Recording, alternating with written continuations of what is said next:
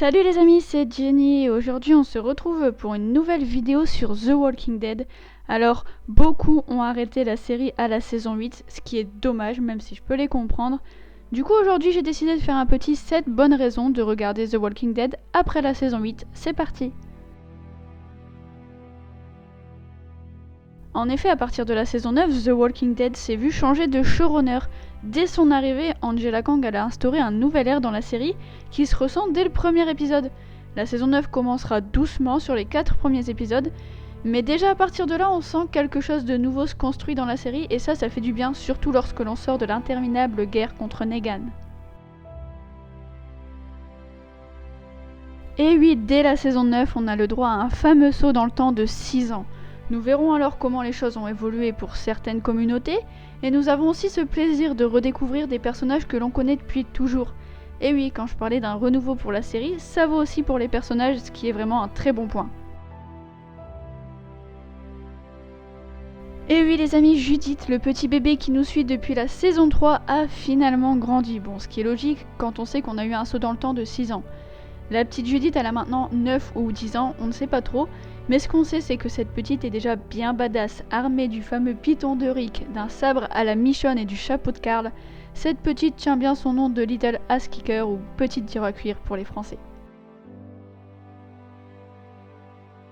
Je ne pouvais pas faire ce top sans parler de ce groupe. C'est un groupe de 5 personnes que Judith va sauver d'une attaque de zombies. Et dans ce groupe, chaque personnage a un côté assez attachant et intéressant. Tout d'abord, nous avons Yumiko et Magna qui se complètent parfaitement. Magna ayant un tempérament de feu et étant très impulsive, et Yumiko beaucoup plus posée et réfléchie mais pas moins badass.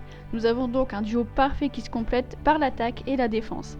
En plus, Magna est jouée par l'actrice de Luna dans un duet, donc pour ceux qui ont vu la série, c'est que du bonus.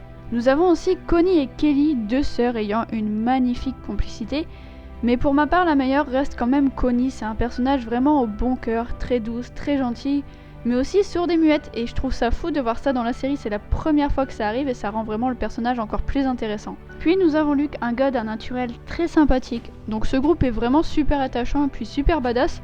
Ils se battent un peu contre les rôdeurs avec des lance-pierres et des arcs, perso je trouve ça vraiment cool.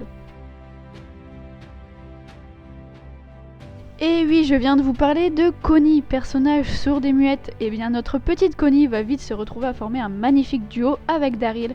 Ce qui est vraiment bien fait quand on connaît son caractère, Daryl étant quelqu'un d'assez solitaire qui ne parle pas beaucoup. C'est super intéressant de l'avoir mis en duo avec un personnage sourd et muet, pas de blabla inutile entre eux, juste une complicité de malade. Connie ayant ce côté vraiment adorable et attachant mais à la fois badass, Daryl va très vite s'attacher à elle. Bref, ce duo est juste fou et perso c'est l'une des choses que j'ai le plus apprécié durant cette saison. Durant cette saison, nous découvrons une Judith toute grandie et très vite nous verrons ce petit lien entre elle et Negan. Bon, elle sera un peu à l'image d'un tonton secret pour elle et ça laissera place à des scènes assez drôles, surtout quand la petite Judith décide de claquer ses 4 vérités à Negan.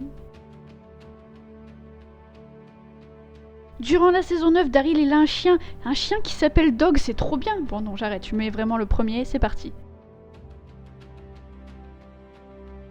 Bien évidemment que rien que pour ça, vous devez regarder la saison 9 de The Walking Dead. Pour ceux qui ne connaissent pas les chuchoteurs, c'est un groupe de gens qui se déguisent en rôdeurs et qui vivent comme des animaux. Donc les chuchoteurs se cachent parmi les zombies dans les hordes et c'est un groupe de sauvages qui n'hésitent pas à tuer. Ce qui est bien avec leur arrivée, c'est que ça rapporte à la série quelque chose que nous n'avions plus depuis longtemps, la peur des rôdeurs. Et oui, maintenant on avait l'habitude de voir des zombies dans The Walking Dead, mais avec l'arrivée de ce groupe, on sait pas si lorsque l'on croise des zombies, une horde, si l'un d'entre eux va se décider à sortir un gros fusil à pompe et à te coller une balle. Les personnages seront dans une peur constante lorsqu'ils se rendront compte de la dangerosité de ce groupe. Bon, je ne veux pas trop spoiler, mais ce groupe est composé des plus gros psychopathes. Ils font des choses horribles comme abandonner un bébé au rôdeur parce qu'il pleure. Comme vous l'avez compris, l'arc des chuchoteurs est quelque chose de vraiment fou, personnellement ça me fait kiffer. Alors si vous avez arrêté la série à la saison 8, un conseil, reprenez tout de suite. Enfin voilà les amis, c'était la fin de cette vidéo. Donc avec cette vidéo, je voulais essayer de donner envie de reprendre la série à certains d'entre vous qui auraient peut-être arrêté durant la saison 8. Les saisons 9 et 10 sont vraiment super cool et valent le coup de regarder. Donc franchement, si je peux vous donner un seul conseil, c'est de foncer découvrir l'arc des chuchoteurs.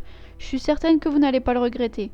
Si la vidéo vous a plu, vous pouvez la partager un maximum à vos proches et surtout appuyer sur le petit bouton rouge pour m'aider à atteindre les 5000 abonnés.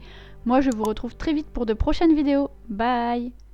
I'm thinking about it. Let it go, it'll all fix itself. Thinking about it.